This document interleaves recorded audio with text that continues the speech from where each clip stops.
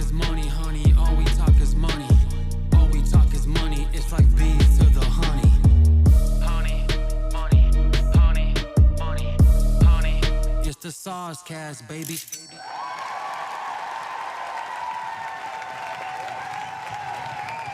Very happy to be here. Very happy to be here. Welcome to the Soscast. Only here on Valuetainment, the sexiest financial podcast in the world. This is where finance meets romance. Some might call it a bromance, right? No, maybe not. I don't know. My name's Adam Sosnick. You call me Sos. And we're here for one reason and one reason only. You already know the reason, but we're going to remind you and constantly remind you because this is what we do. Because sometimes you need reminders and sometimes you need encouragement. And what are we here to do? We want to see you get paid, laid, and do it your way. We know that. We good? Okay, thank you, gentlemen. Listen, you don't know what's going on behind the scenes here. There's people, there's camera guys, there's producers, there's editors, there's shredders. Everyone's doing their thing. Yes. And, you know, sometimes you got to acknowledge what's going on here. We got Natalya Delvalle in the house. Whoop, whoop. Nat in the house, pretty in pink. If you ever saw the movie in the 80s, she's reliving that right now in 2023. Nat, how you feeling? I'm feeling good. I'm super excited. Today was a really exciting day at the Valuetainment headquarters. We had a Mike Tyson, we had Michael Francis in the building, and a dope-ass podcast with you on there, as well as, of course, PBD. Yes. It's so exciting to be a part of, like, making history and having conversations with people like that and getting a chance to spend time with everyone. But I'm super excited, you know, super grateful to be here. I think today's episode is going to be very informational. We've got a lot of topics to cover. Yeah, I'm ready to get started. But before we get started, make sure you guys like, comment, share, do all that thing. Share with your mom, your auntie, your dog, your cat, your sister, your brother, all those things. And turn on the bell because you don't want to miss anything upcoming, especially our live event we have upcoming. With Like Fresh and subscribe if you're watching the show and you just watch this for free information, free entertainment, free value, and you don't hit the like button and subscribe. Sorry to inform you. Your mama and your girlfriend is a hoe. Okay. If you have a girlfriend. I don't know. Hold strong, ladies and gentlemen. But yeah, speaking of today, let me give you a rundown of what happened today, what's happening in the next couple of weeks, and what's happening in the next couple of months of events. Pat continues to remind me we are going to be the biggest media company in the world here at Valuetainment. I remember when we moved from Dallas, when I moved from Miami to Dallas to join Valuetainment, PBD, and we spent a year there in Dallas during COVID 2020. 8 of us moved from Dallas to South Florida, 8 of us. And now we're, I think, at 65 employees. Yeah. We're growing. And I think by the end of the year, we're expected to have 100 employees. If you want to be a part of the fastest growing media company in the world, Valuetainment, I think we're accepting resumes. Yes, We're looking for talent. We're looking for positions. We're looking for CEOs. We're looking for editors, everything in between. I think we've been looking for a janitor because I think we had to let ours go. Not up to par, not clean enough. Yep. We gotta clean Anyway, it better. today we had a sick podcast on PBD. The legendary champ, the people's champ, Mike Tyson was in the house, as well as one of the most famous mafiosos in the world, Michael Francis. I believe we have a picture right after the podcast. PBD, Mike Tyson, Michael Francis, and myself. Somehow I'm hanging out with this company. Dream big, gentlemen. Dream big, ladies. Because you might not know where you'll be. Keep your head down, keep working, deliver value. Next thing you know, you're hanging out with the champ and gangsters and business gangsters like PBD. Yep. What an awesome picture right there. You know what? I wasn't going to throw my fist up, but Mike Tyson threw it up. I said, hey, the champ's throwing a fist up. I'm going to throw a fist up. Yes. Power to the people. But that was an awesome day. After the podcast, Mike Tyson and Michael Francis actually filmed something that they're working on called the Champion's Corner. Sick content that those guys are working on. And it's all about empowering men and reminding men that you can be men, right? So sometimes it takes people who have risen and fallen and have risen again, like Mike Tyson and Michael Francis, to basically give you the good, the bad, the ugly, the ups, the downs, the left, the rights of everything that comes with wealth, fame, and success. And who better to deliver a message like this on masculinity, not toxic masculinity, on manhood, being a father, being a husband, being a friend, being a co-worker, than these gentlemen. So be on the lookout for the Champions Corner coming soon. Yep. I believe Valuetainment's going to have a little bit of involvement in that.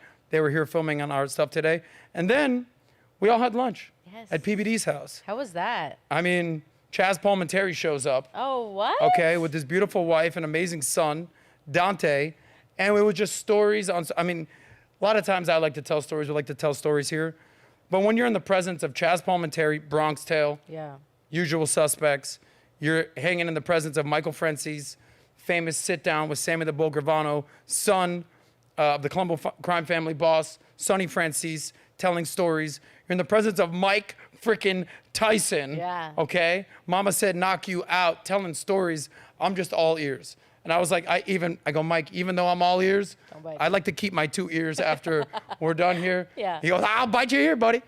I said, don't do it, Mike. I think he said he made $30 million in connection with biting Evander Holyfield's ears. He said he lost $3 million in fines, right?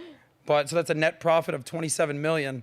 So he's doing all right. I think he teamed up with Evander Holyfield to actually work on a weed edible product. Holy ears.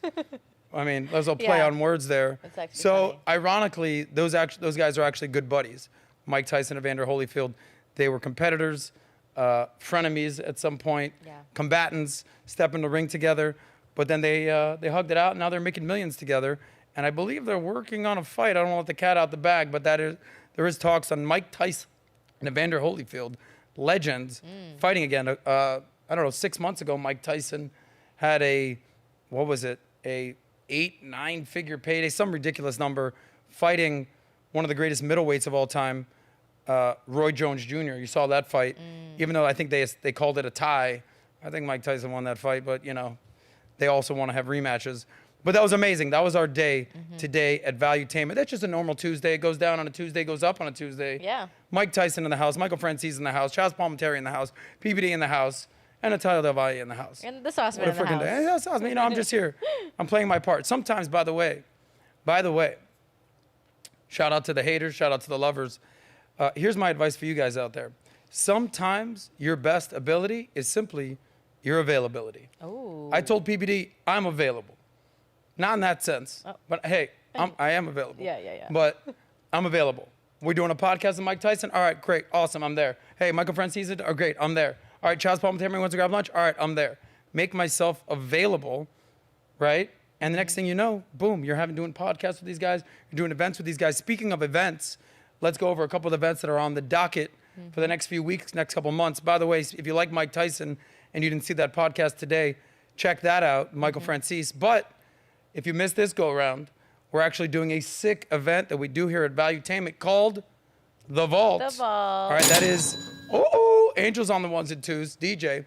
We're doing a sick event in Miami, Hollywood, Florida area, September 1st through 3rd, I believe, featuring So 30th Mike to the Tyson, Tom Brady. Yep. Just little old Tom Brady, no big deal. Only the greatest quarterback, potentially the Hey, greatest boy. athlete of all time. Yeah, don't get me started on what I'm gonna do when I see Tom Brady. All right, I'm not gonna pull a Giselle, bro. I'll wife you up right now. Oh I ain't my going anywhere, gosh. Tom. Yes, you will. Kidding, of course. But that's what's going on in the vault. Get your tickets now when they go on sale. Yep. Here's what's happening over the next couple days here on the Soscast. Yep. On Thursday, we have the godfather of the red pill, Rollo Tomasi, coming on with my homie, my good buddy, certified stud, Michael Sartain. They host a podcast called Access Vegas. We're going to be hosting a show with them. And of course, some lovely women will be on the panel. Yes. We'll be having a conversation, men, women, money, dating, relationships, intersexual dynamics, all that and then some. And that is on Thursday. Stay tuned for that. That is Thursday, the 18th. What's today's date? 17th? Today's the 16th. Okay, that's coming up. Yeah, I'll be on the 18th. The 18th. All right, so stay tuned for that. And then the following Tuesday, we have MLD from Modern Life Dating, Jonathan Hogwood, your boyfriend. He wishes. He wishes. definitely That's going to be wishes. fireworks.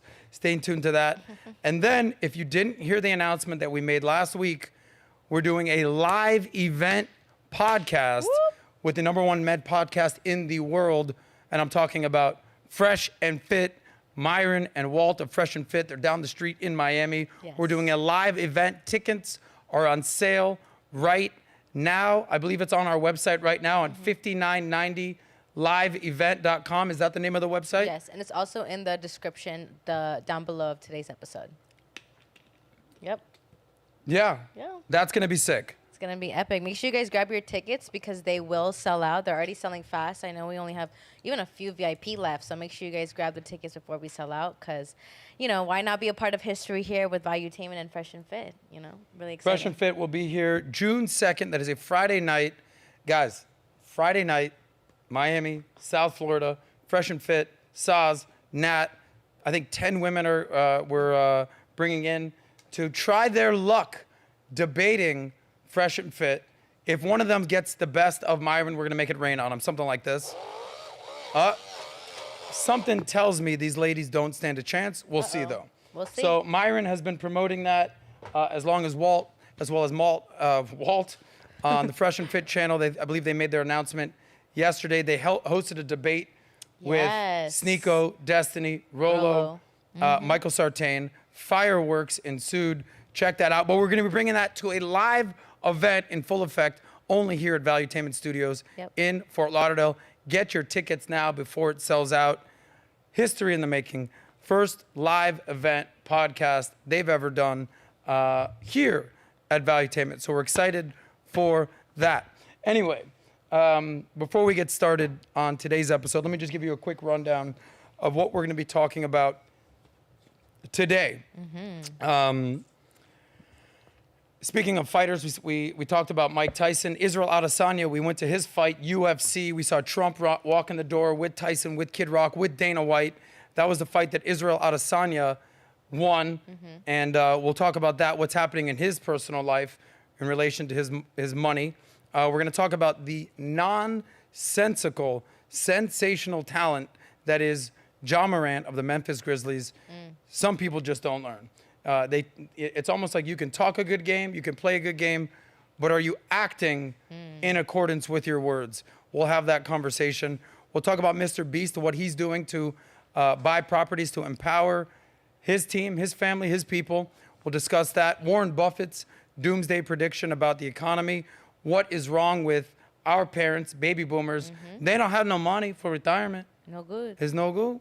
It's no good. We'll talk about money over bitches. We'll talk about Ben Affleck showing chivalry to J.LO, but it's not the good kind of chivalry.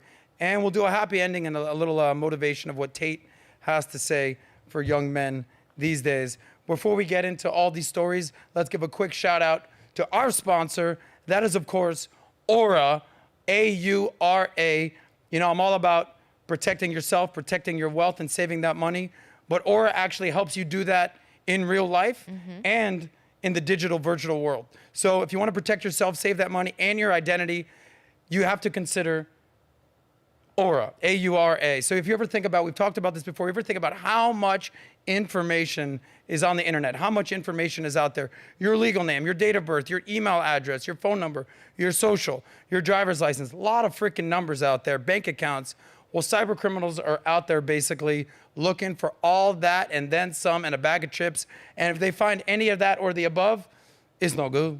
It's no good for you. So how do you protect yourself? Well, of course, you do that with Aura. Aura, if you don't know, now you know. It's an identity theft protection, fraud, monitoring, VPN, password management, antivirus software, all of that in one. Why you don't need this app, you don't need that app, you don't need all that.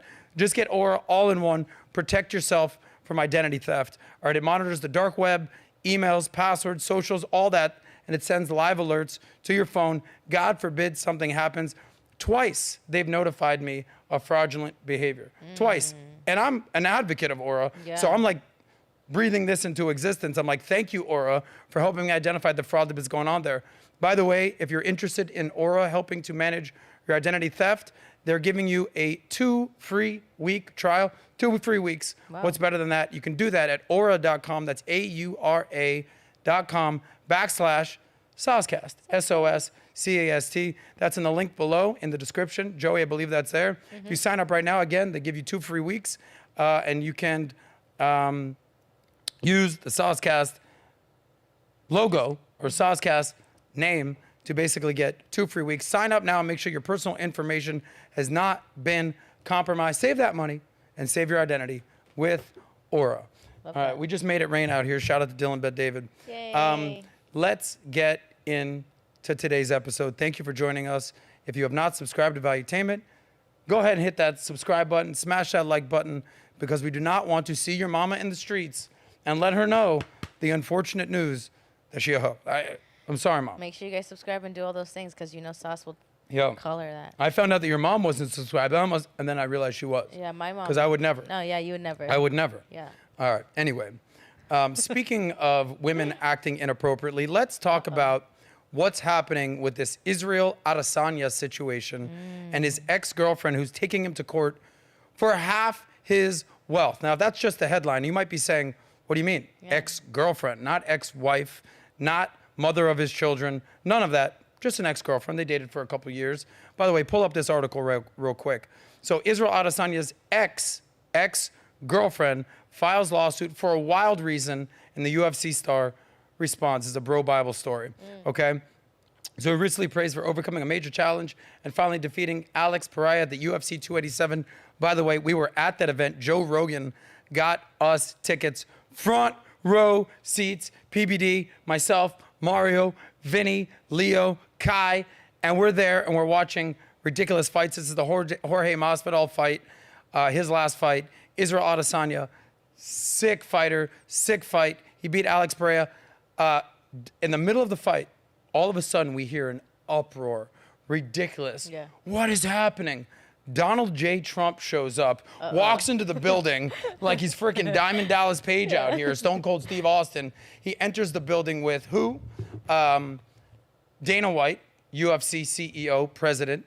He sits right next to Mike Tyson, who we were with today, had lunch with on a podcast today, and Kid Rock. Kid Rock, I believe at this point, was still drinking Bud Light. We know that got canceled. I think that got shot up in a field somewhere, but it wasn't happening. But they were all there for the main card, for the main event, Israel Adesanya. Now, show an image of Israel, by the way, for the handful of people that are not familiar with the last style bender.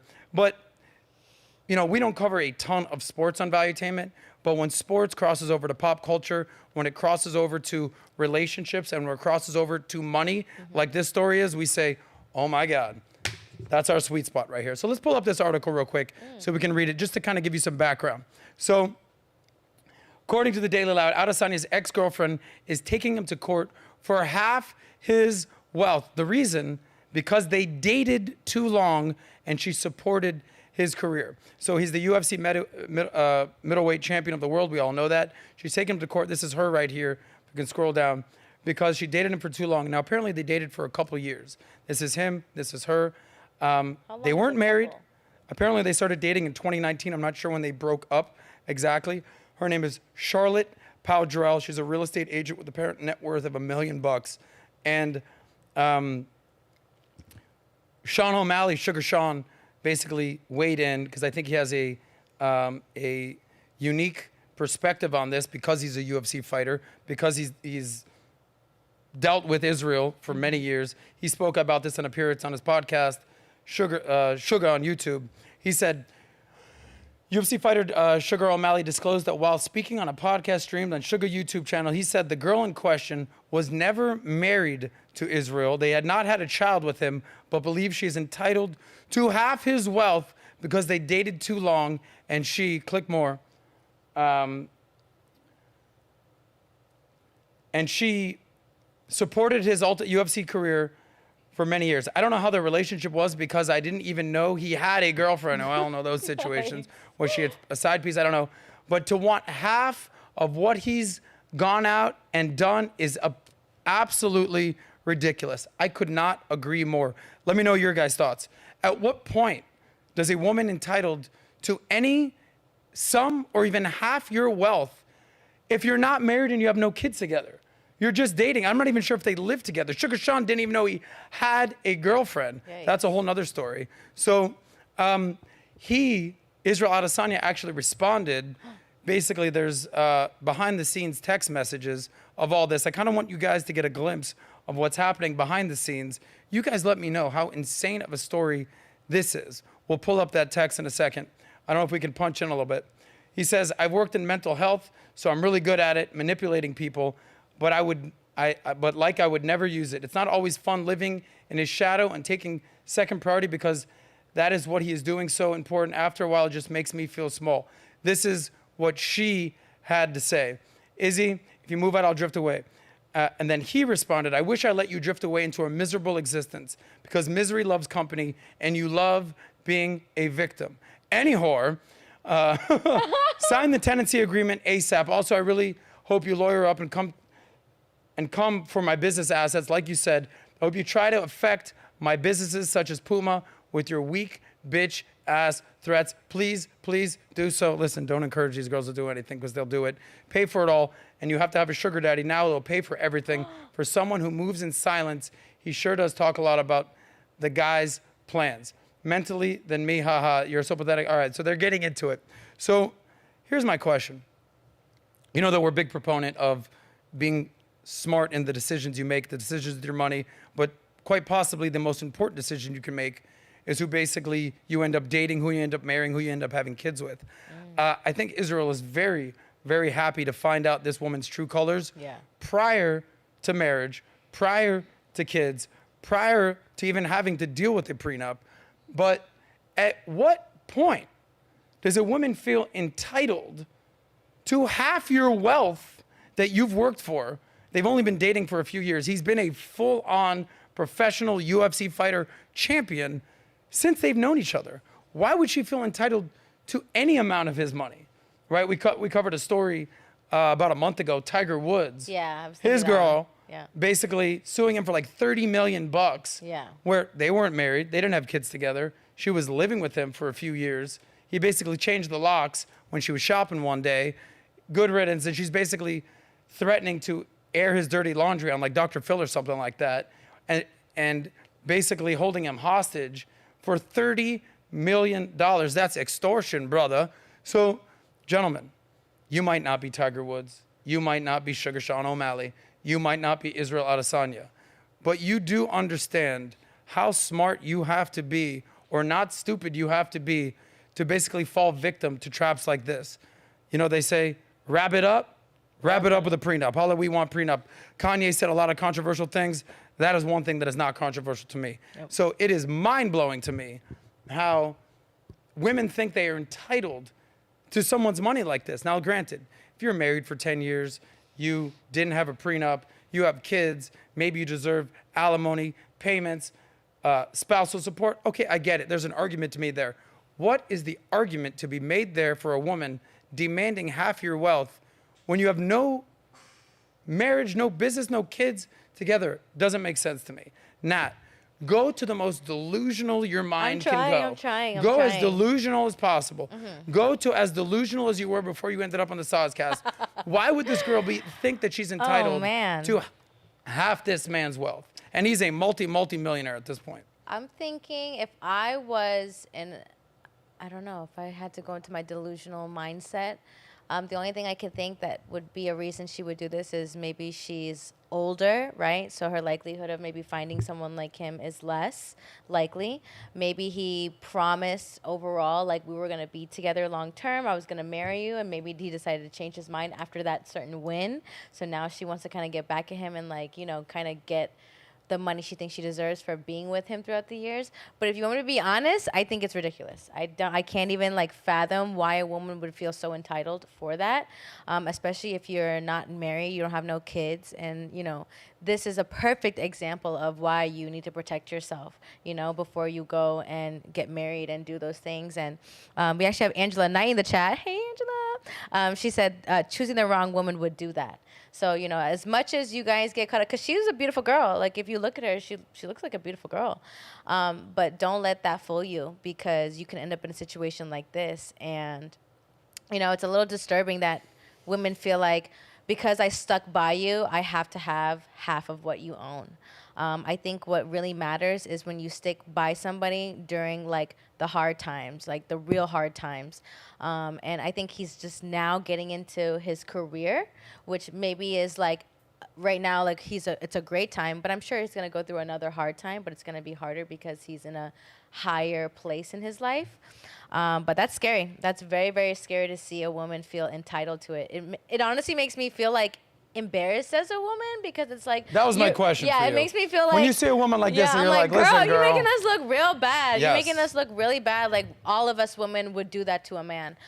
So it's a little sad. It's very disturbing. And gentlemen, make sure you protect yourself and make sure you really get to know the woman you're with, especially if you're in your come up phase. I know a lot of women who will date a guy who's maybe not super rich, and during that come up phase, see how that person is during that phase. Because as you can see in that message, he's like, you acted like a victim. You know, the world is against you. Those are things that you need to establish while you date somebody, because during the high times when you're on your high horse, you're gonna see that individual show some jealousy and entitlement. So just be aware of certain behaviors, because that's going to save you from losing your money like this gentleman. If he Yeah, does. I mean, you gotta, they say check yourself before you wreck yourself. You Yeah. gotta protect yourself before you wreck yourself. Could you imagine if he married this woman? Just go.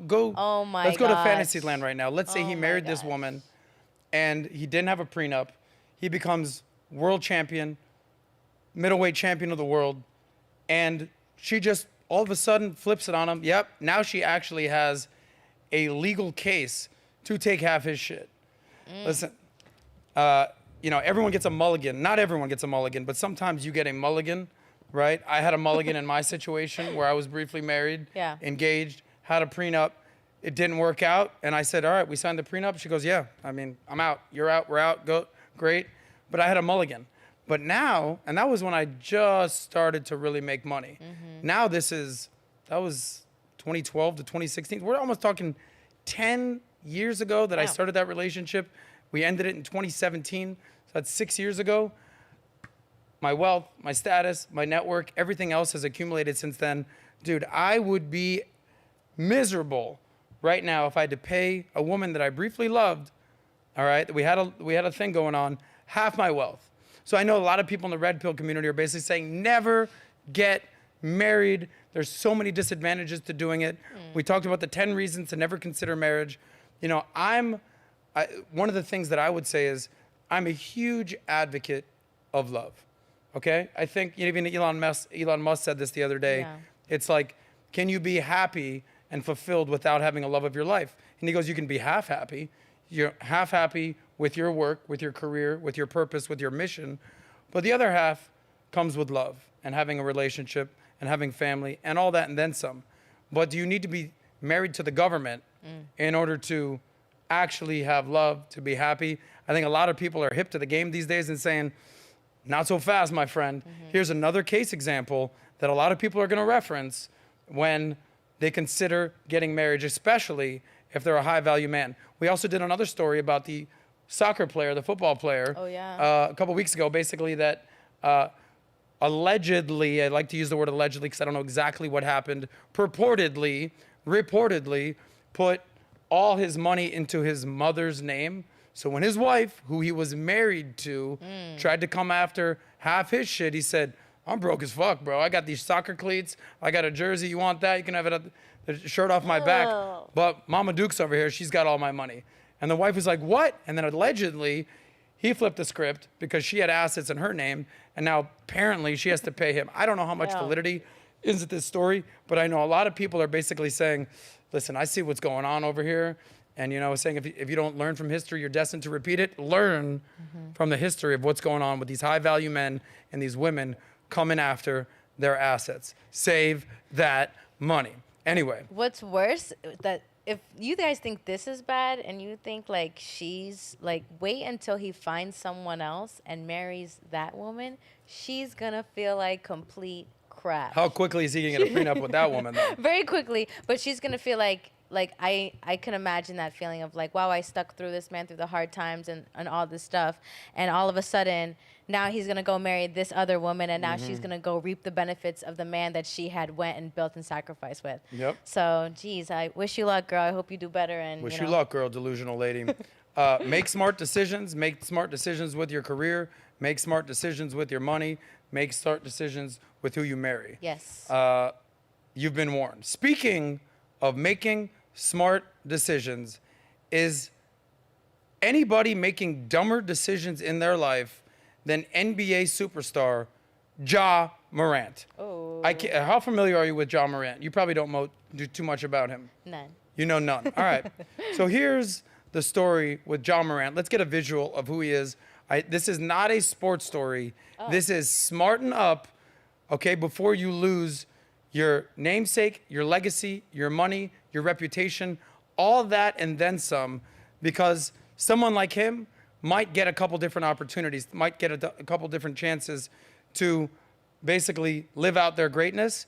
You might only get one chance. You might only be one decision away from basically having your career, your life, your relationship taken away from you. Scroll down so people can get a visual of Ja Morant. You could probably even click on his name so people understand who he is. Okay? So, yeah, Ja Morant. There he is right there. If you can punch in on him. He, Point guard. at the very least, is a top 2, top 3 NBA point guard. He was in the conversation for MVP of the entire league. Wow. Basically, as of recent as a few months ago. And then stupidity took over. So let me just kind of replay what happened here. Basically, he was on a road game in Denver. He did an IG live while at a strip club, flashing a gun. Jeez. Okay? And basically, he was suspended for 8 games. I believe he missed some of the NBA playoffs. His team basically was beaten down by LeBron James and the Los Angeles Lakers. Okay? And you might think that you're reliving deja vu right now, but after everything, after the apology tour that he was on, after basically saying that he's learned from his mistakes, after basically saying he will never do this again, what happened 2 days ago? He did it again. Another IG live, acting a fool, flashing a gun, okay? And now he has been suspended indefinitely by his team, the Memphis Grizzlies, and possibly suspended for the foreseeable future from the NBA. All right, so this is 2 months after he was suspended for the same exact incident. He went and did it again. This is now 2 strikes, Ja Morant. 3 strikes, you're potentially out. You know, they say the definition of insanity is doing the same thing over and over again and expecting different results. What did you think was going to happen, Ja? This is the subject of everything on ESPN these days. Charlemagne the God was talking about on the Breakfast Club. Andrew Schultz did a whole episode about this on his podcast, Flagrant. And Charlemagne the God, I believe, called him the donkey of the day. I think they do. They basically highlight some of the dumbest decisions that could possibly be done. And you were the donkey of the day, Ja Morant. By the way, we're not talking about him losing $1 million. We're not talking about him losing $10 million. He signed a $194 million contract with the Memphis Grizzlies that is now potentially in jeopardy, okay? They banned him from all team activities. By the way, that contract is still being paid. But what did he already miss out on? By the way, he was a lock for first team All-NBA, at the very least second team All-NBA. There was $40 million apparently lost from him not making an All-NBA team selection, okay? Guys, you're one stupid decision away from being fired, from losing your job, from basically ending your relationship, from losing a friendship, from having your career go down the tubes. For someone like him, not only do you lose your job, your career, your money, your status, your legacy, your relationship, we're talking $194 million in jeopardy, in addition to the $40 million apparently that he was eligible for as being an All-NBA team member. And now he's not apparently going to be eligible for what is called, there's NBA contracts for all-stars called max contracts. But if you're an MVP candidate, you guys know this for sports fans, you get what is known as a super max contract. That is when your team can re-sign you. That would be eligible for over $200 million upcoming. This is what is on the line here for Ja Morant. He's saying that he's looking to be more responsible. He's saying that he's taking accountability. He's saying, hey, I got to choose better. Listen, you need to look in the mirror and make better decisions for yourself. They say it on your friends. They say it on his dad. His dad's T. Morant. He's kind of his buddy. You don't need a buddy in your life. You don't need more homies in your life. You need a father, and you need an inner circle who's basically encouraging you to do the right thing. Shout out to Spike Lee. Shout out to New York Knicks. So don't shift blame. This is on You, buddy. Your dad's not going to lose $200 million. Your friends are going to lose $200 million. You are going to lose $200 million. You were the face of the NBA, potential MVP candidate. Now you're being blackballed from your team, from the NBA. By the way, what do you think the sponsors are going to do when they actually digest this? Who are his sponsors? We're talking Nike. We're talking Powerade.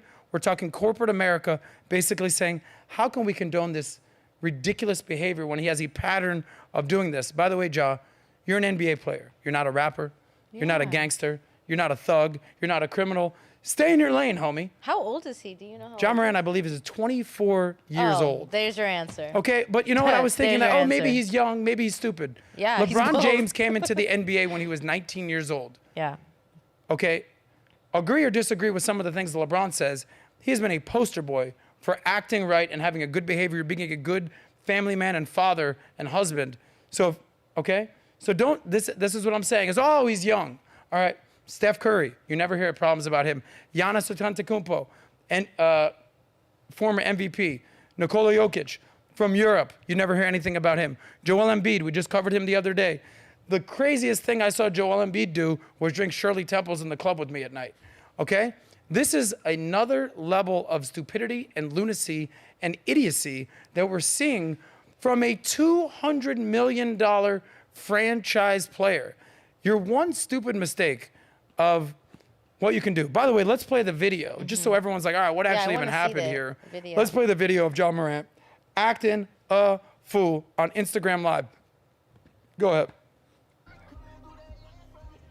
Red flag. This looks That's like him and his a whole homie. lot of red flags.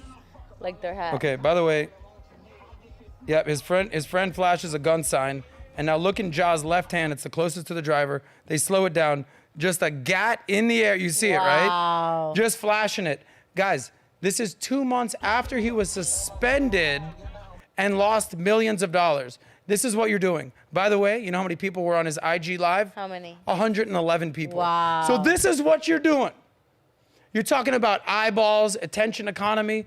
There's 111 people on an IG Live, and this is what you're doing. And you know those 111 people? You the man, Ja. Yeah. Get him, dog. Yeah. Sick, brother. Love that song. Clack, clack. Okay, brother, just imagine for a second, you shoot yourself. Like you're freaking, who was the NBA player who shot himself at one point? Or you're Gilbert Arenas, you bring a gun to the locker room, something happens, he never saw the light of day in the league again. It was, who was the NBA player that shot himself? Shit. Who is it?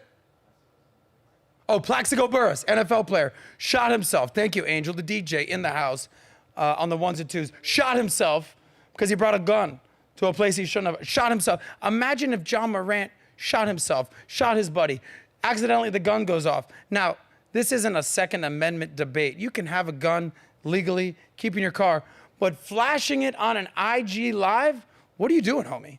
I don't Okay. know. But mind you, also, if you're listening also to what they're listening to, that's the culture for it. So it's like, as much as it's like, oh, you know, I'm doing it, it's that whole culture is embracing that type of behavior. So, you know, people revert back to kind of the culture that they were raised in and their society that they were around. So it's like, you can see somebody reverting back to that. But to me, this just looks like somebody who let the money get to their head. You know, when you make a certain amount of money and you have a certain amount of group of people that you get to be around, and you start hanging out with the old people that you used to grow up with, this is what happens. This is literally an example of hanging out with the wrong crowd. Yeah. You are next level. My mom always says, like, she always says this, and you guys have probably already heard this.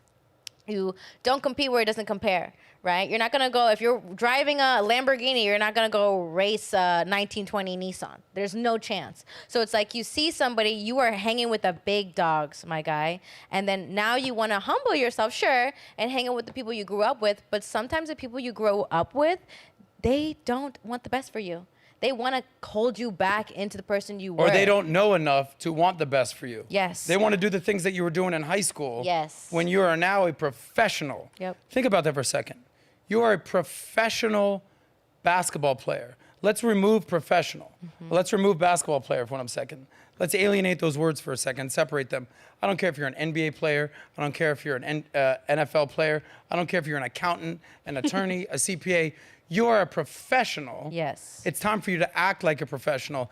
Also, when you start making $200 million in contracts, you are now a full-on business. You're, Jay-Z once said, I'm not a businessman, I'm a businessman, okay? You are a full-on business. You're worth more than companies, than small businesses across the country by tenfold.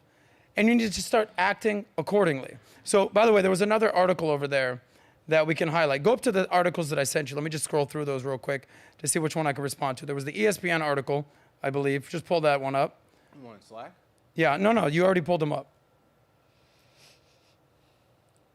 Very disturbing. And ladies, this is a red flag. Don't let the money fool you. ESPN. Pull up what you have already. What do you have? I do. I have the ESPN article. Okay, so let me see. His counseling program after that, scroll down a little bit. Morant told ESPN. He's involved. Okay, keep going down. No, the other article. Okay, gotcha. So, lesson, here we go.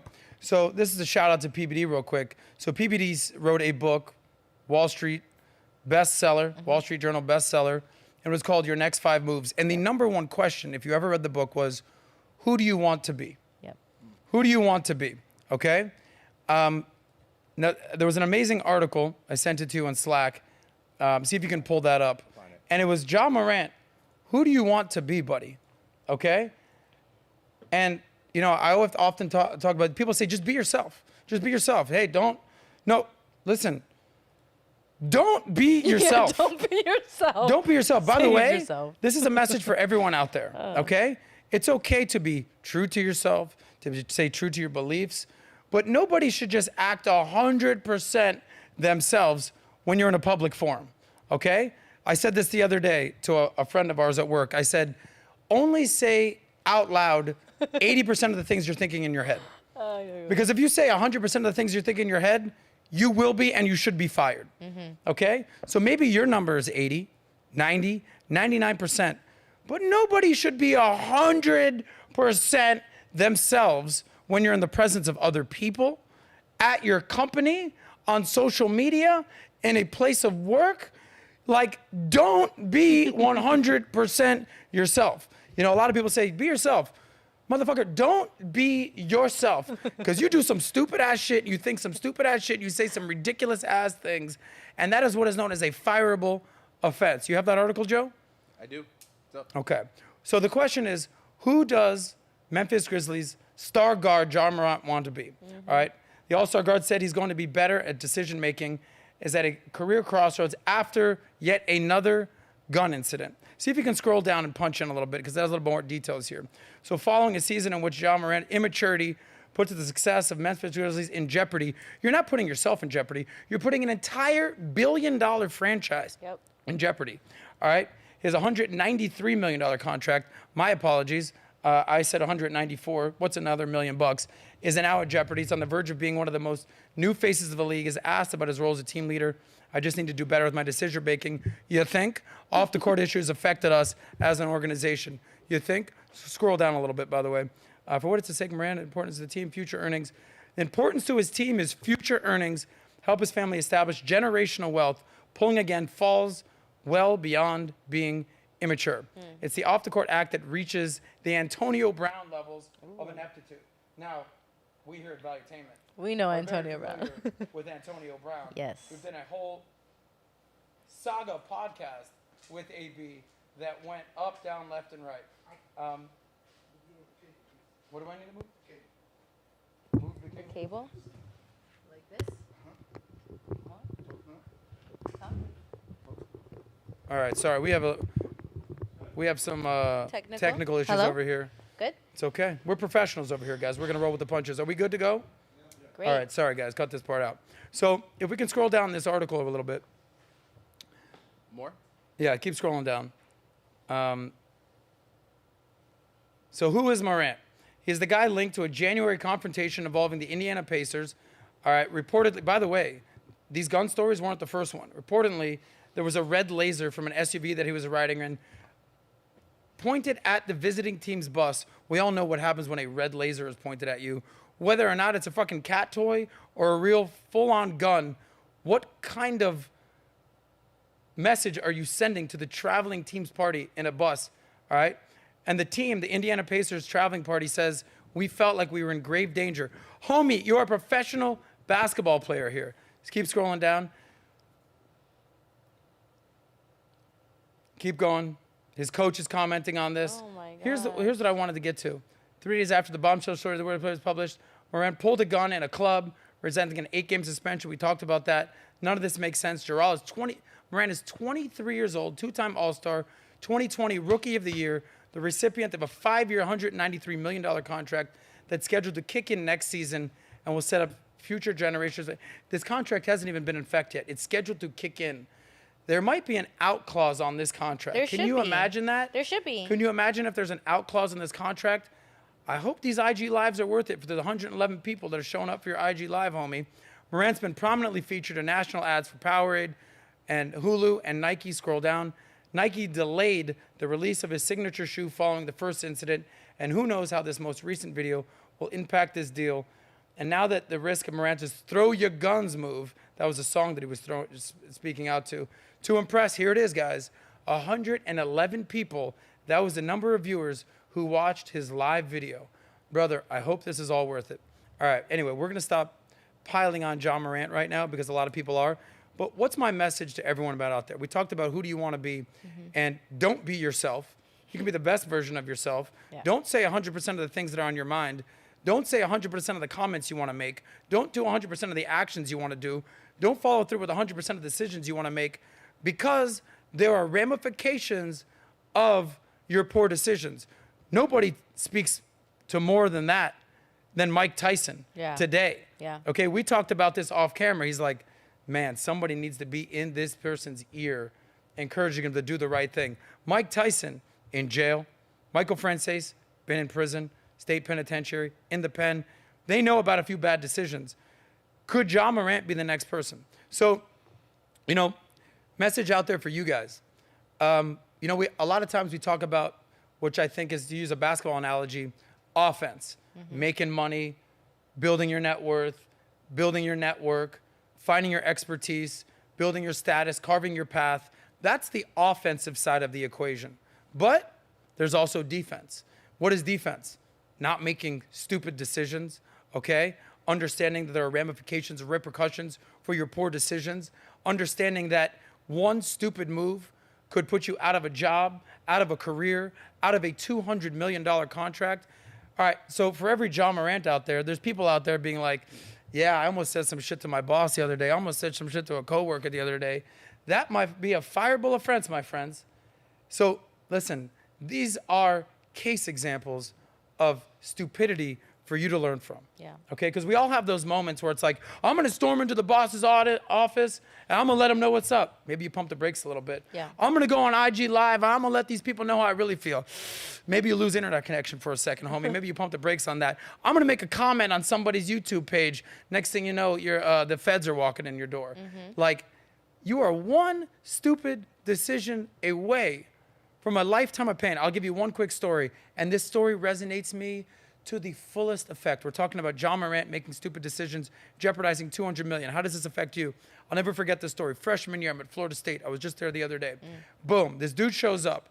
He's like, what's up, bro? He's a friend of a friend. He goes, it's time to get drunk, get fucked up, get some fights. I'm like, all right, buddy. All right, do you, homie.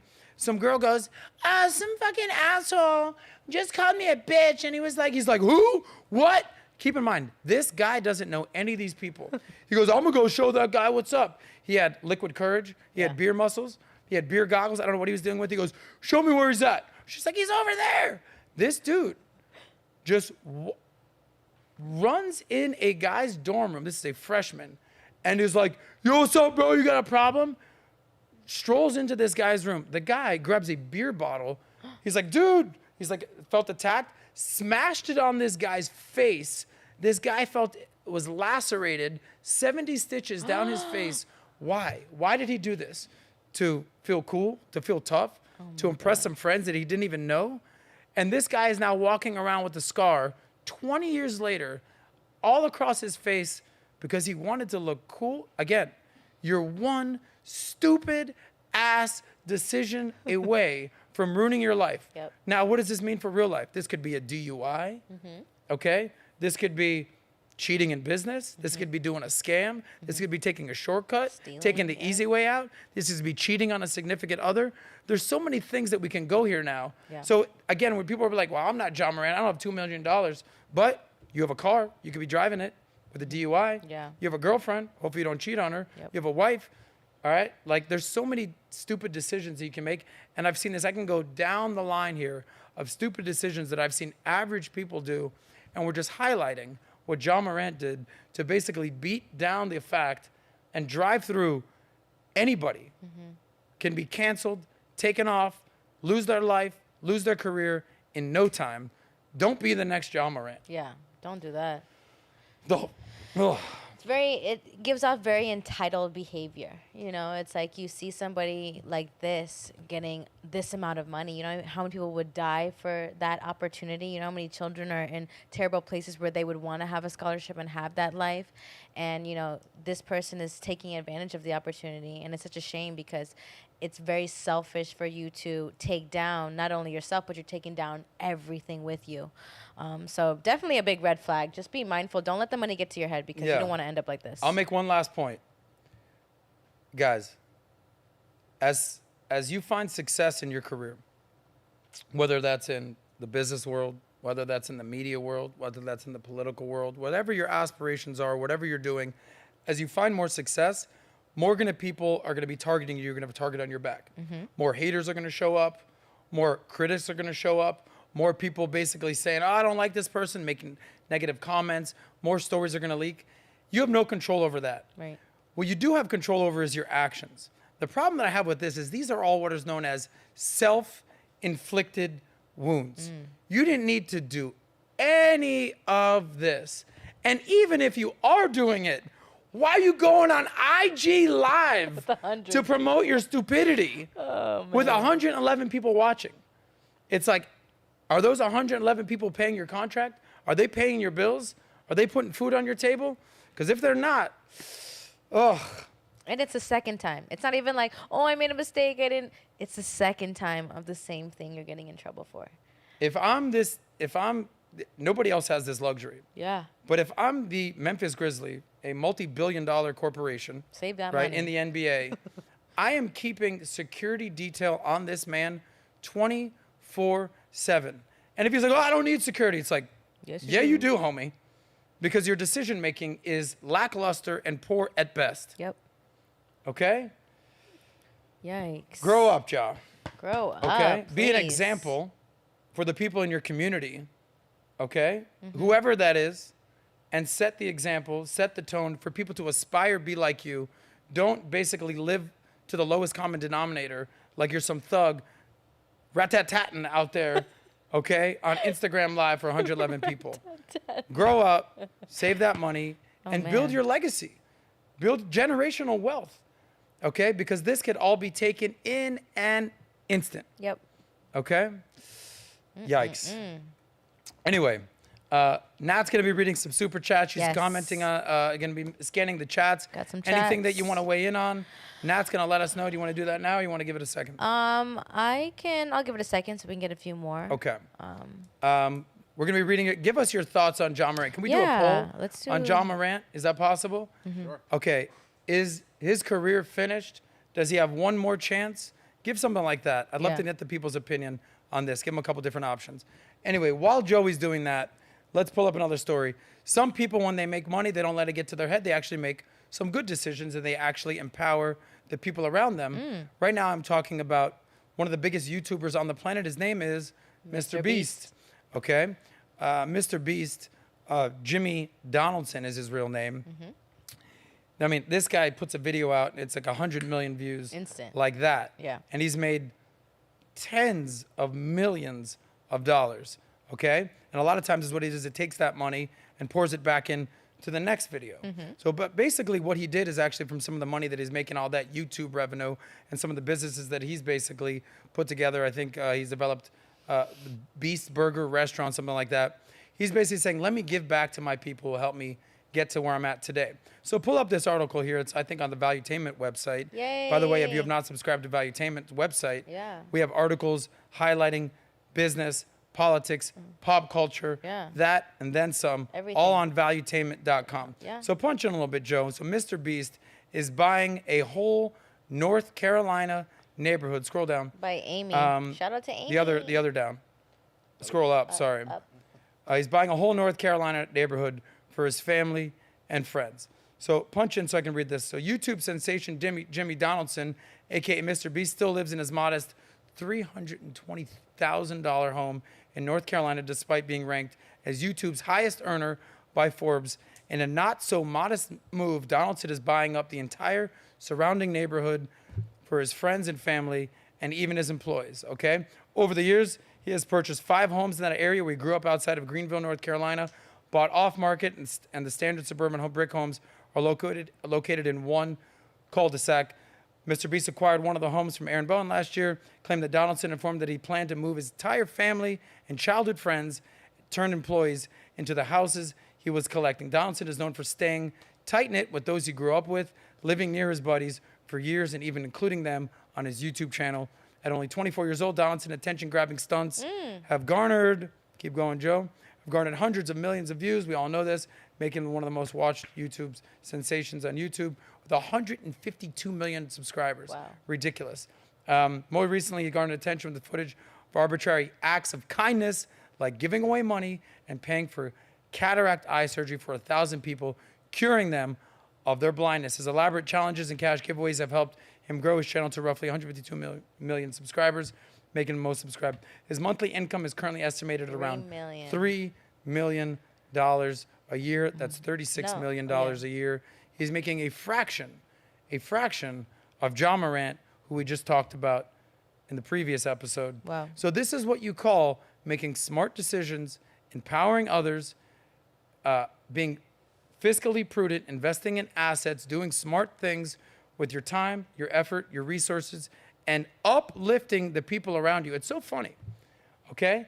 Where a guy like this, viral sensation, Mr. Beast, is making these types of decisions to empower others, where you have someone like John Morant, we just covered his stupid decision-making.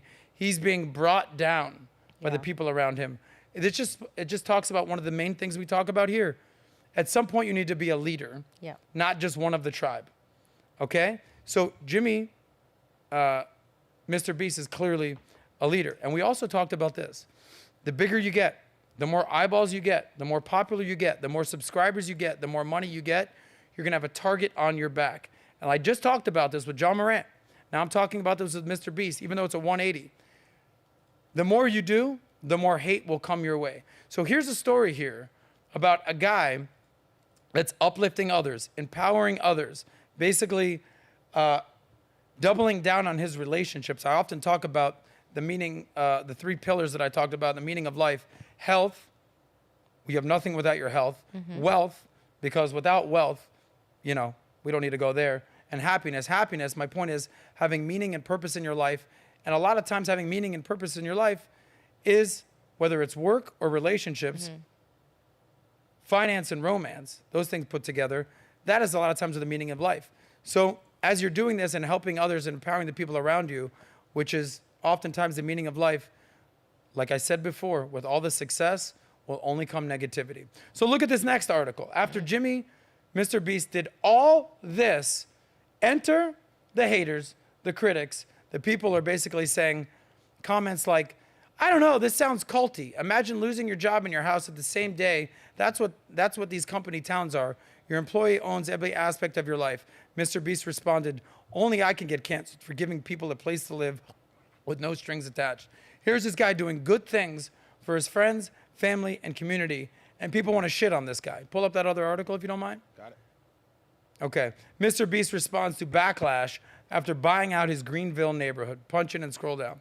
Okay? So after buying out his entire neighborhood for its staff and others to live, Mr. Beast is receiving some backlash. Punch in a little bit more, please. The New York Post came out with the news earlier today that he gifted his workers stress-free accommodations make it closer to work to take a little stress out of them. How many people want to live for free closer to their job? Everyone. Even with good intention, some of his usually loyal fans were a bit taken back. Like I talked about, the guy said, it sounds culty. Yeah. This is now your employer who wants to own every aspect of your life. By the way, you don't have to move into this free house in this nice neighborhood in this cul-de-sac. You can say no. I'm imagining the people are like, yeah, I'll take the free house. Thanks. Despite this, a lot of other fans said there's always someone who wants to ruin the fun, right? I don't see anything wrong with helping people in need and no strings attached.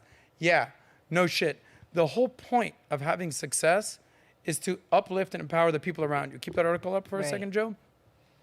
So he said they're really scraping at the bottom of the barrel to cancel this man. That's one of his fans said. His fans went back and forth. Mr. Beast took it upon himself to say something on one of the posts. So here it is. So what a nice man. Surely a CEO buying homes and cheating and creating neighborhoods for their employees and families has no historical relevance or background at all. Mr. Beast reportedly bought a whole neighborhood for his staff. Mr. Beast then responds, again, only I can get canceled for giving people a place to live with no strings attached. All these company town tweets make no sense. I was just helping some people. Wow. As I said before, the more popular you get, the more status you get, the more success you get, the more eyeballs you get, the more hate you will get. Yep. And you should invite the hate, okay? Because, you know, they say if you don't have enough haters, you ain't doing it right. If you don't have haters, you ain't doing it right. This guy's got 150-something million subscribers. He should be used to the hate at this point. Even when he does something nice, you're going to still get negative comments. Yeah. Nat, if I was giving you a free house to live in and I said all you have to do is be close to work where we do all the thing, what would you say? I would say absolutely. You would say, when's the not. move-in date? Yeah.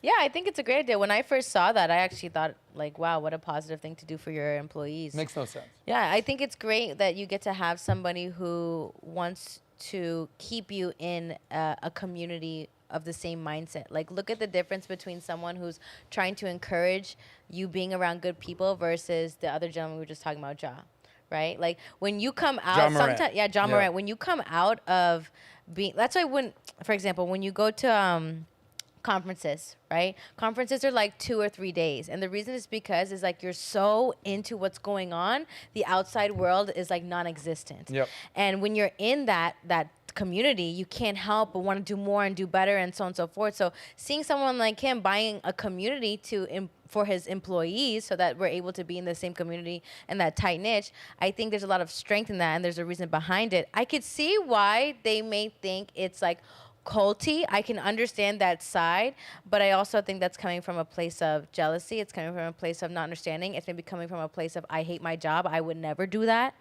But I see something like this and I just think to myself, you're trying to create your own community with your team and grow that team bonding a little bit stronger. Like once a month, we do a team bonding. And I guarantee you, we all come out of it, we all feel closer together. We all feel like we get to know everybody a little bit more and know why we're working with Valuetainment.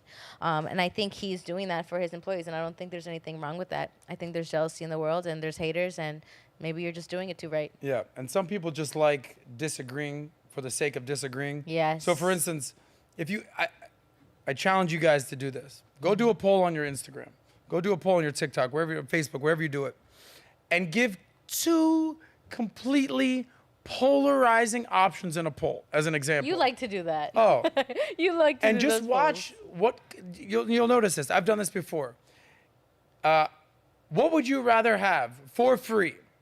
$1 million or a kick in the nuts? And you look at the results, I guarantee you it's going to be like 92% people say $1 million. And there's going to be 8% of people, 5% of people, 2% of people are like, fuck your free money, bro. I'll take a kick in the nuts. It's like, really? Really? That's what you want. But sometimes these 2%, these 5%, these 8%, these fringe elements of society, these dissenters, are the loudest people in the room. And that's who a lot of times gets the headlines or gets the attention. But don't be fooled. The vast majority of people will gladly take a free house from Mr. Beast and will gladly take $1 million if they had that choice and let the people that want get kicked in the nuts and actually not move close to the free neighborhood for their job.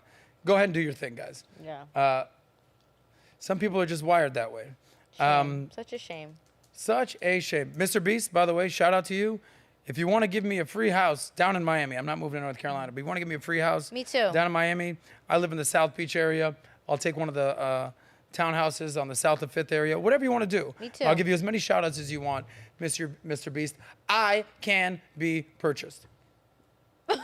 What a great way to end that. You Yeah. can be purchased. Okay. Good to know. You want to go or should I keep going? I'll keep going. You got it. Okay.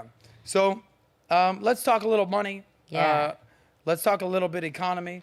Yeah, Nat's going to make it rain real quick. Go ahead, Nat. Throw that up in the air. I don't know how to throw it like Have in the you club. seen what the great, there it is. Have you seen what the great, the legend, the icon Warren Buffett had to say recently about the economy? This is Oh. someone who's basically been praising the American economy nonstop. He's basically constantly touting the ingenuity of America, constantly reminding us, don't bet against America. But is Warren Buffett changing his tune? Uh-oh. So he recently held his annual meeting at Berkshire Hathaway. He does it every year. The Oracle of Omaha, we're familiar with this gentleman. And he basically says that the majority of our businesses will report lower earnings this year than last year. Could this spell the beginning of a recession for America? Uh-oh. And he basically said in not so many words that the incredible period for the U.S. economy may be coming to an end. Okay? By the way, a Bloomberg survey of economists says that the U.S. has a 65% chance of a recession this upcoming year. People have been calling on a recession for years and years and years now. There was a blip of a recession, obviously during COVID. Right. We all know what happened with that. GDP went down by 35% in Q2 of 2020, and then it rose by 36%, something like that, in Q3.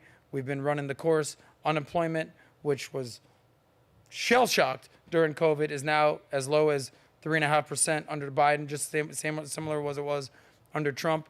But is a recession looming? Pull up this article, by the way, from Warren Buffett. So here's his prediction here's his doomsday prediction. So, like I said before, punch in, Joe. The incredible period of the U.S. economy is winding down and finally coming to an end, according to Warren Buffett at the annual meeting. The majority of our businesses report lower earnings than this year than last year.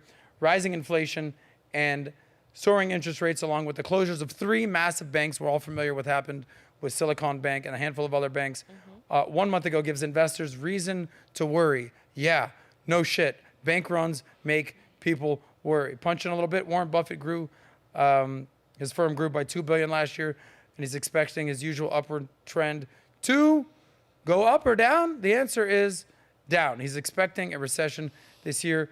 Bloomberg economists, like we talked about, 65% chances of dropping into a recession this year. Now, meanwhile, other nations like India, for example, may signal to investors that it's wiser to invest overseas than at home. Of course, that signals further strain in the U.S. economy, as it would lack in the investment it needs. As Buffett says, the treasury bills are the way to go. But are they? Bitcoin may be more of a solid investment as their system is incorruptible. We just had Michael Saylor on the podcast. We just had Rand Nooner from Crypto Banter talking about all the benefits of Bitcoin, whereas Warren Buffett is an old school traditional guy. He's saying that T-bills might be the way to go. Here's what I would recommend if you're looking for a recommendation for your boy Saz over here. So they say that you can invest things into 3 buckets. You can do domestic, okay, which if you're going to do domestic, we're talking about the S&P 500, right? Why try to beat the market if you can join the market? Why try to throw your own party when you can just join a dope party? That's the S&P 500. So those are domestic stocks and equities. Then there's international. So a lot of people say that you should do 50% domestic and then 25% emerging markets or international, right? This might be India. This could be China. This could be Brazil. This could be the EU, whatever you want to kind of classify as international or emerging markets, whatever that. Because sometimes as the U.S. goes down, emerging markets go up. Sometimes as emerging markets go down, the U.S. goes up. And then you want to actually have some safer, more secure investments like bonds or treasury bills or money market accounts. I think Goldman Sachs money market account is paying 5.1%. That's just keeping your money in cash. Damn. We've seen that since 2008, the Obama era, basically, I mean, I think I went to go put my money in a savings account with Wells Fargo at one point. I'm like, how much are you paying? They're like 0.001%. I'm like, why even lock up my money for literally a penny a month? It's like the upside doesn't outweigh the risk. Or then just keep your money in cash in a money market account. But clearly something is happening here. When Warren Buffett, who is as pro-Americana as it gets, is basically saying, now's the time to be into something else. I don't know. So, if you're in a position to basically move some assets around, what is known as asset allocation, you might want to do so. I have a buddy of mine who's worth, I don't know, 40, 50 million. He goes, Soz, have you put your money in a money market account yet? I go, no, I haven't made that move yet. He goes, yeah, I have a couple $1,000,000 just sitting in a money market account, just collecting tens of thousands, if not hundreds of thousands of dollars of just interest. I'm like, oh, okay. Yeah, great move. So maybe this is the time for you to put your money in a money market account. I don't know. If your money is in the stock market, obviously I'm a decade trader, not a day trader. I'm not necessarily worried about what's going to happen in the next 6, 12, 18, 24 months. But if you can avoid some of the risk and you move your money into a secure 5% money market account, that's something you might want to consider. Listen, it's just little old Saws here telling you to save that money. You don't have to listen, but if Warren Buffett says it, it might be true. I have a question for you. Yes, ma'am. So when it comes to, everything going on with the market and, recession does happen because, history repeats itself. What is going to be your move once that's done? Are you going to do anything specific once recession hits? Once a recession hits? So I'm a foundational guy. Okay. So what are the foundation? Let's build this house together. Okay. All right. Save 10 grand. Let's start with that. Have a cushion. Have a security fund. All right. Have an emergency fund. Let's start with that. After that, the next step is once you've got some money. Now you might say 10 grand. That's nothing. Or 10 grand. I only have 2 grand. Start with a solid foundation emergency fund. 3 to 6 months of savings. After that, I always advise just doing the basics. 401k or Roth IRA. If you work for a corporation that offers a 401k, go ahead and hit that up. If you're self-employed or if you work on your own or if you're an independent contractor, a Roth IRA is a great move, a great investment. It's basically the difference between a stock, a 401k is that it's tax deferred, meaning you'll pay taxes later, or a Roth IRA is tax-free, meaning you pay the taxes up front, 0 taxes later, so it all depends on how much your tax liabilities will be in retirement. Awesome moves. From there, you're talking index funds, you're talking mutual funds, you're talking ETFs. And then what I've done is every once in a while, boom, little Bitcoin, just buy a Bitcoin right there. Boom, a little Ethereum. When Bitcoin dropped down to 17,000, I was like, oh shit, this was at 60,000 a couple months ago. This is clearly on sale. I bought 2 Bitcoins, spent 34 grand, boom, got 2 Bitcoin. Now it's up to 30 grand. I've already doubled my money almost. Okay? Bitcoin, there's a big difference between investing in a Bitcoin versus a shitcoin. Shitcoin, whether it's a Luna coin or a Dogecoin, I don't know, all these coins out there, I can't even keep track. Yeah. Seems to me like that is probably the play in Bitcoin. Now, I also invest in REITs. Okay? What are REITs? Real estate investment trusts. Where I like to say, listen, I'm not a big real estate guy. I'm working on building a business. I'm working on making content. I run a financial firm. I don't have a family. I don't have kids yet. Shout out to the ladies out there taking applications. But when I do, I may buy a house at that point to, have some kids to live in, have a family, all that. I'm not there yet. But I don't want to miss on the upside of real estate. So I invest in REITs. Shout out to the people that are investing in REITs. Basically, I don't know how to fucking change light bulbs. I don't want to be dealing with toilets. I don't want to be dealing with electricity. I don't want to be dealing with handyman. I don't want to be cutting grass, doing everything, cleaning the pool. None of that, none of that, none of that. But I can invest in real estate without actually owning real estate. Because when you own, people forget this, when you own stocks, when you own equities, when you own REITs, you're an owner. You just own a sliver of a piece of a company. But you're an owner. People forget about that. Now, just to use some words here, the stocks are also known as equities. If you own equity in a business, in a company, in a corporation, in a stock, all right, equity is you own a piece of the company. All right, so I learned about that. My grandma, when I was, born, bought me 10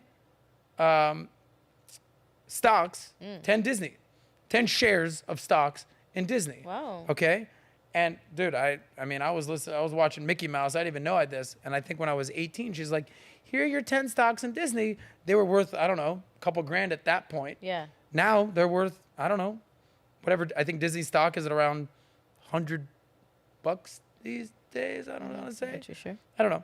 But point is, I learned about that, having equity in Disney. And every quarter, a couple times a year, I get letters from Disney Wow. to participate in a shareholders meeting. I'm like, I get to participate in a shareholders meeting in Disney? Yes, you do, buddy. You own 10 shares of stock in Disney. And now I don't show up to the freaking meeting. It's not like Bob Iger is going to listen to me, current CEO of Disney. Yeah. But the point is, you can own shares, equity in a company just by doing that. So I like to keep it moving, keep it grooving, stay flexible, and that's what the stock market allows me to do. Not a big real estate guy. I know a lot of people you are, respect to you, but that's your market. I'm not a real estate guy. So I, invest in what I know. And I also like the fact that, I mean, even Michael Saylor said this the other day. Yeah, you could buy gold, but if you want to go move 10 kilos of gold that are fucking heavy as shit, how are you going to move all that? You're going to take that through an airport? You're not going to do that. But if you want to take your 10 Bitcoins that I own and just put that in a digital wallet and just walk through an airport, nobody's going to know the wiser. So point is, you asked me what my moves are. I'm just going to keep doing what I'm doing. And if a recession hits, maybe I buy a physical property, but I'm not there yet. You'll see. But you'll be invited to the house party, to the welcoming party. You make me work it. Okay. You were at a house party of mine recently with some Yay. friends of mine. Nice money advice. I like when you talk money. I Thank think you. that's all really, we really talk valuable. is money. All we talk is money. Cha-ching. Angel. Boom, boom. Thank you. This is a quick little precursor to, or a little postscript to what we just talked about before we move on to our last stories of the day. Why do you need to do what I did and start a foundation for your financial life? It's because, again, if you don't learn from history, you're destined to repeat it. Have you seen the recent report from The Hill about how many retirees are retiring with zero money saved in retirement? Imagine being 65 years old. You've been working for 40-something years, and you have nothing saved for retirement. You never saved that money. You never started a 401k. You don't have no Roth IRA. Fuck, Bitcoin didn't even exist when you started work. You can't even spell Bitcoin at this point, and you have zero saved for retirement. That is a very scary thought. Now, you might say, well, scroll down a little bit. Well, I have Social Security. Well, the average Social Security is $1,800 a month. If you think you're going to survive on basically $22,000 a year in your retirement, you will be what is known on the government plan. And if you think the government is looking out for you, you will be on Social Security, you will be on Medicare, potentially Medicaid. That is not a good look for you on how to retire. So you might be saying, hey, I'm 24, Saws. What do I give a shit about retiring? It's like, okay. Everything. You're going to be 34. You're going to be 44. You're going to be 64. You're going to be approaching retirement. And you're like, damn, I sure wish I listened to that motherfucker Saws one time when he said to save that money and start a 401k.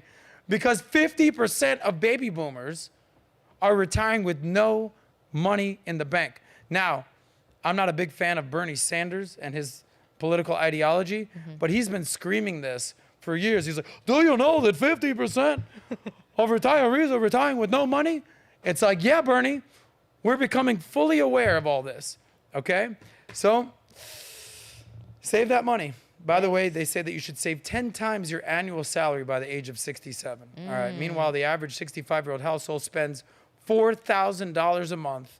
And if you're on the government plan and $1,800 a month, that's covering less than half your expenses. The future is looking bleak for many people who don't smarten up and understand how to save that money. Around here, we oftentimes say the future looks bright. Yeah. Not if you don't save that money. Yeah, absolutely not. Oh, man, oh, man. See some old people doing some OnlyFans at that point. Some OnlyFans. OnlyFans old people. Oh, man. But they do say that some of the most highest counts of STDs are in senior villages and assisted living facilities and in nursing homes. Because these old people are getting it in. They ain't wrapping it up. How do you know this? Oh, how do I know this? You know, what do you think I'm doing every weekend? That's what I thought. So I keep my distance from you. No, you know that I'm hanging out with a 30 and under crowd. Yeah, I know you are. I know you are. Shame, shame. Shame what? Shame, shame. Anyway. That's for late now. Speaking of money, let's get into the last couple stories before we wrap up for the day. By the way, thank you guys for being with us. Thank you for participating in all our stories and our anecdotes and our advice. We appreciate you. We do this for you here on the Soscast here on Valuetainment Money, only on Valuetainment. We appreciate you, and I appreciate you, Nat. I appreciate you too. Okay, I appreciate you back. Yay. Uh-oh, Angel on the ones and twos. This story might be a little controversial. Uh-oh, my face. This might ruffle some feathers. Ruffling it. This might piss off some of you 304s out there. Uh-oh. But my friend over here had some great advice on how men should focus their efforts on money and not women. biatches. Biatches. Female dogs. Ruff, ruff. Money over biatches. Yeah. We have this clip, so check this out. Chasing women. Why are you chasing sex? We didn't have sex all our lives. We've been fucking for it our whole life, basically, since we was teenagers. And pussy still excites you. You know what excites me? Money. Living. Doing what I want to do when I wake up. Not having to clock in. That's what excites me. It's not more money, more problems. It's more women, more problems. Why are you chasing women?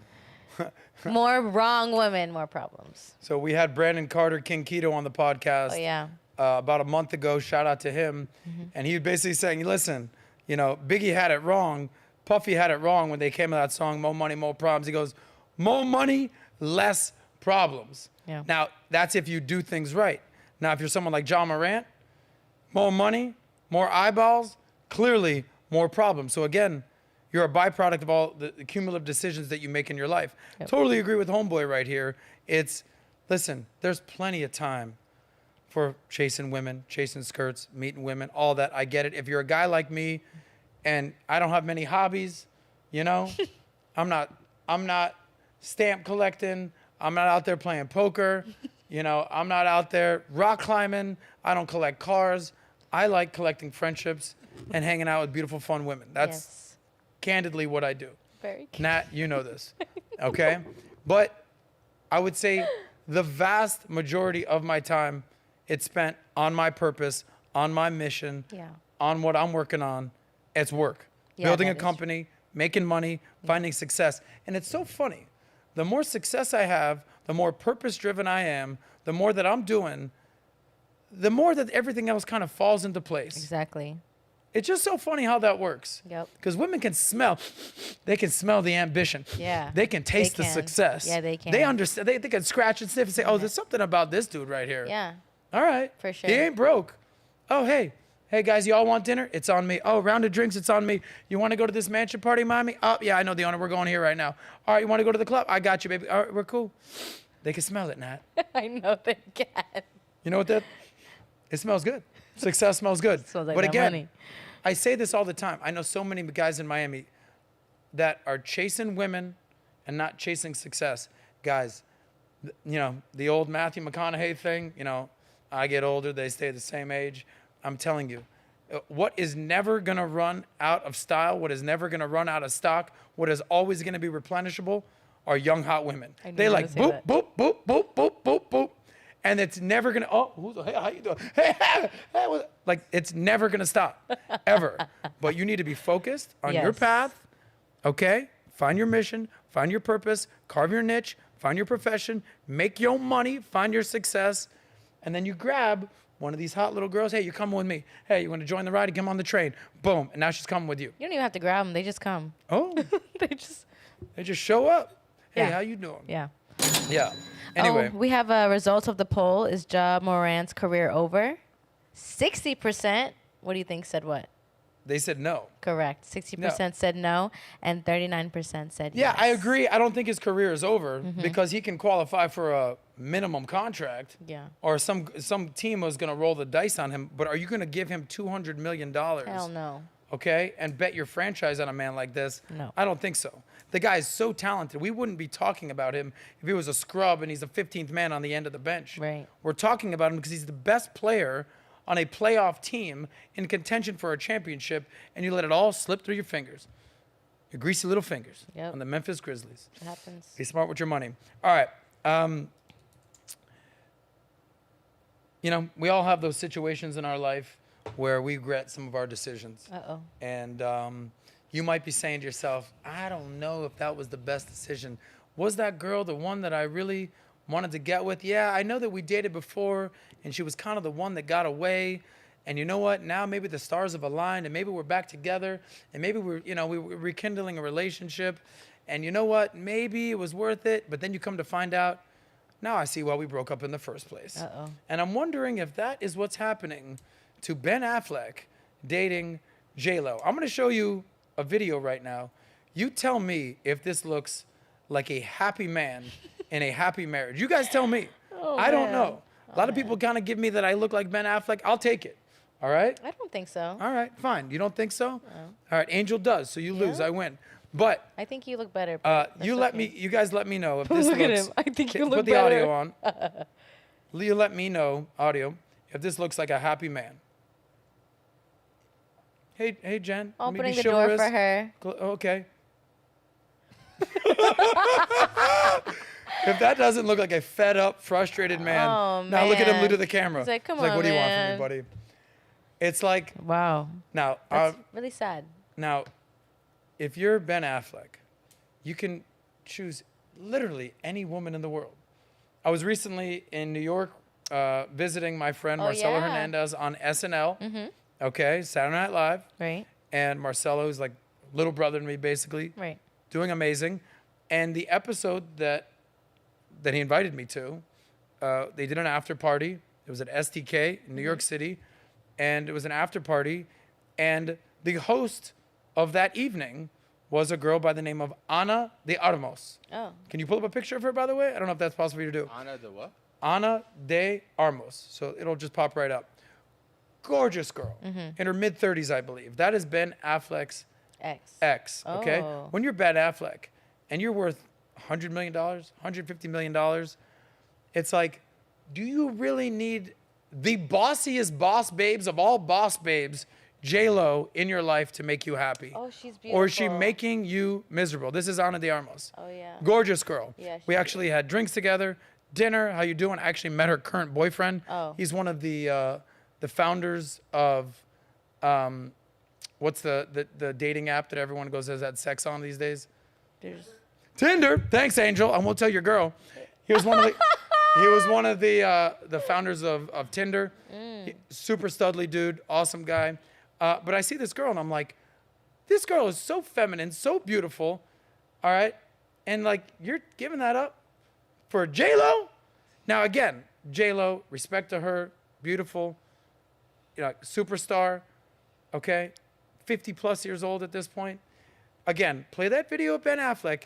You tell me if this is what he signed up for when he rushed back in to a relationship with J.LO and got married. Is this what he envisioned his life looking like? Just watch this door slam one more time. Yeah. It's like, let me be chivalrous for a second. All right, get in the car. Fuck you, bitch. It looks like she just told him no, he can't hang out with the boys. Yeah. Not happy. Maybe a lot of people say that chivalry is dead, but this relationship looked like it's on life support. Yeah. I'm not going to be Beep, shocked if beep. he's like, you know what? Screw it. Let me just go pull a freaking Leonardo DiCaprio out here and just start banging a bunch of 20-something-year-olds. Yeah. I've made my money. I've had my success. I wonder what's keeping him there, though. There has to be something keeping him there because he keeps going back to this relationship like it's supposed to be different. And based on this clip, it doesn't look like it's a happy relationship, at least on his end. If you notice, she looked very unbothered. She looked like, oh, whatever, I don't really care. Yeah, because she probably just lectured him. She probably just yelled at him. She probably just told him what he needs to do. Yeah. It's so funny that every time a woman says we need to talk, it's never something that she needs to do. I know. That's something that he needs to do. You're That's right. Dave Chappelle right there. You're right. We need to talk. He's like, fuck! Now we need to talk. That's something that I got to change in my life. Yeah. That's something that I got to improve. She's never like, hey, listen, we need to talk. I know that I haven't been cooking so much, and I know that I've gained 10 pounds, but I just want to let you know that we need to talk because I'm going to do more for you. And every time that you come home, I'm going to give you a blowjob the second you walk in the door. And here's a big piece of chicken. I'm going to make daddy a sandwich. It's never that. No. Every time that we need to talk, it's something that you need to do, motherfucker. So it's anytime a girl's like, we need to talk, just be like, I got to go. Don't do that. Don't do the talk. Don't do that. Yeah. Don't say you gotta go. Maybe Sit that's there why I don't have through a it. lady friend right now. Oh man. Let's get, you know who needs a happy ending Who? is Ben Affleck right now. Yeah, he Looks like he does. can use a little happy ending right now. So I'd like to take a second and dedicate this happy ending to something that Andrew Tate recently said. Oh. Okay. So he said something on Twitter, and I think this is something that is motivational, it's inspirational, it's vocational, Oh. and it's sensational. Oh. And that's from none other than the GOAT, the legend, the icon, Andrew Tate. You know that we're big fans of his out there. We're hoping, knock on wood, to do round 2 of the podcast with Andrew Tate. No news as of yet, but stay tuned on that. And here's Andrew Tate's message for all you men out there, punching a little bit, Joe. Mm-hmm. He says, and this is so important, that this is such a good reminder. Tate says, you're going to have to work when you don't feel like working. That's how it's going to have to be, or you're never going to be important. How often do you wake up and be like, I don't want to go into work today, but I have to? How often do you say, all right, I'm hungover, I don't want to do this, but I got to go work out today. I got to hit the gym. How often do you say, I really don't want to have to go on this business trip right now, but a man's got to do what he's got to do? This is what it means to be a man. Doing shit that you don't want to do, but it's time to do it, and you have to do it. And sometimes it takes a simple tweet like that from Tate to remind us that the whole point of being a man is doing shit that you don't want to do, but you're doing it because you have to do it. That is your responsibility. Yep. Okay? And what do they say a man becomes a man. It goes from a boy to a man when you become responsible for other people. So when you own a business, when you have a family, when you have kids, when you have things going on in your life, when you're taking care of your parents, like I take care of my mom, you're now responsible for other people. It's not doing shit that you want to do, it's doing shit that you have to do. So thank you, Andrew Tate, for that reminder. Yes, thank you, Tate. Anyway, thank you guys for being with us today. We got to go pay some bills. This was the happy ending. I believe we want to give some shout outs to some people in the chat. We appreciate you guys being here with us on the Soscast. Give us a sub if you like what we had to say today and like that video so more like-minded, free-thinking, smart, intelligent, good-looking, sexy, wealthy, amazing, cool, handsome, all that and above type people can be subscribers to Valuetainment just like you. Yes. Just like you. We appreciate you. Awesome. Anyway, let's give some appreciation to the people in the chat. We'll wrap this party up. Awesome. Well, thank you all for the super chats today. We appreciate all of them. I'm going to go through them together. So first we got TRC in the chat. Shout out to you. You're always in the chat, so we appreciate Shout you, out. of course. He said, make sure it's new 304s, not the old 304s. If you're going to deal with some 304s, might as well have a new one. Then we have Crypto Keeper. Thank you, Sauce, for having Richard Hurd on your stream Richard so Hart, long ago. Oh, right, Hart. On your stream a long time ago. I appreciate you so much. I made a great decision investing in Pulse Chain. Thanks. Nice. And I believe we're speaking with him again about bringing him back. Yes, I want to bring him if back you'd like too. to see Richard Hart back. Yeah, awesome. And then we have Pug Dad. I truly believe NY New York Mets didn't sell to A-Rod because he was with J.LO at the time. Baseball didn't want to be in the mess when they broke up. Interesting perspective. Interesting. And then we have these two funny ones. Crypto Keeper said, Adam and Natalya married 2025. Great. I'll probably be the one marrying Adam with a woman. I'll initiate. Oh, you're going to be the official? Yeah, I'll be that one. Officiating the wedding? Yes. Okay. And then we have Al. This chat. No, you're going to laugh at this chat. He said, Nat, we're going to need a close-up on a shoe segment every show. You know, I always say your shoe game is on point. Thank you. Shoe game on point. Wearing Gianni beanie today. Let me see if any more last-minute chats. Let's see. All right, I think that's it for Super Chats. Thank you all for the Super Chats today. We appreciate you. Thank you for tuning in on a Tuesday. Today's episode was phenomenal. I love when you talk money. I love when you talk the realities of today. I love when you talk relationships, of course. But I think a lot of the time we get to miss some of that money content from you, and that's really where you give a lot of gold, and, you know, you have experience, and, you know, as you say, save that money. Save that money. Now, if you missed the beginning of this episode, let me just recap what's on the docket for the next couple days and next couple weeks, so stay tuned for that. This Thursday, Rollo Tomasi and Michael Sartain are going to be joining us for a sick Thursday podcast. Stay tuned on that. Same time, same channel here on VT Money on the Soscast. That's from 4 to 6 on Thursday. And then June 2nd, get your tickets now. Live event with Fresh and Fit. Do we have a link in the description, Joe? Yes, and it's also tagged at the top. Fresh and Fit will be here in full effect, delivering fire. And listen, here's the deal. We're going to ask them questions they've never been asked. A lot of times at Fresh and Fit, they're the ones asking the questions. We've already talked about, hey, open book. Yep. Ask me whatever you want to ask. And I think that people are going to learn a lot about them that you maybe are not too familiar with. So we're going to have some fun with these guys. There might be some viral moments. Maybe some girls get kicked off the show. Maybe they get Frank Castle. This is what Myron does. We shall see what happens with that. Yes. But that is June 2nd. That is a Friday. Fresh and Fit in the house with the Soscast Valuetainment collab. We look forward to seeing you there live and in person here in our Fort Lauderdale studios in Fort Lauderdale at Valuetainment. That's Friday, June 2nd. Fresh and Fit. We will see you guys on Thursday. Special episode with Rollo Tomasi. I'm looking forward to pressing the flesh, giving you a hug, kiss for some of you ladies out there, if it's appropriate, at the Fresh and Fit Live podcast. Hope you enjoyed this episode. Give us a sub. We will see you guys Thursday back on the Soscast. We out. Save that money.